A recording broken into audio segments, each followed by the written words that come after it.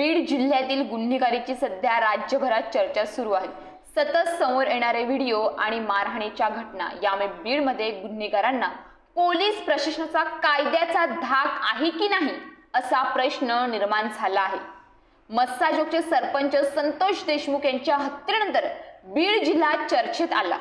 धनंजय मुंडे यांचे निकटवर्ती वाल्मिक कराडचे नाव या प्रकरणात आल्यानंतर धनंजय मुंडेंच्या मंत्रिपदाच्या राजीनाम्याची मागणी केली जात होती।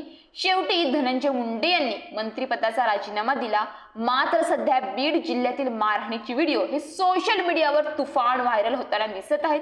धनंजय देशमुख यांचे साडू दादा खिंडाकरचे ही मारहाणीचे 2 व्हिडिओ तुफान व्हायरल झाले।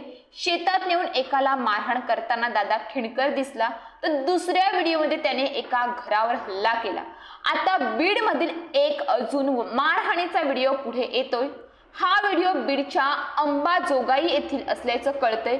शेतात नेऊन सेम स्टाईलने या मुलाला बेदम मारहाण केल्याचे व्हिडिओमध्ये दिसते। हेच नाही तर तुला खल्लासच करतो असे म्हणताना मारहाण करणारे दिसत आहेत। आता या तरुणाच्या मारहाणीचा व्हिडिओ मोठ्या प्रमाणात सोशल मीडियावर व्हायरल होताना दिसतोय।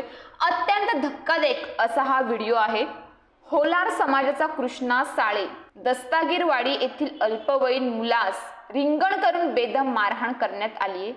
त्याचे पैसे घेतले, मोबाईल हिसकावला गेला।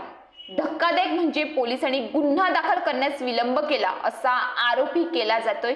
बीड पोलीस अधीक्षकांनी या मारहाणीची तत्काळ दखल घ्यावी, सर्व आरोपीला अटक करण्याचे आदेश द्यावेत, आरोपीला पाठीशी घालणाऱ्या पोलीस अधिकाऱ्याचे निलंबन करावे, तात्काळ आरोपींना अटक करून कायद्याचा जबर धाक दाखवला पाहिजे असे Deepak Kedar all India panther Sena यांनी म्हटले।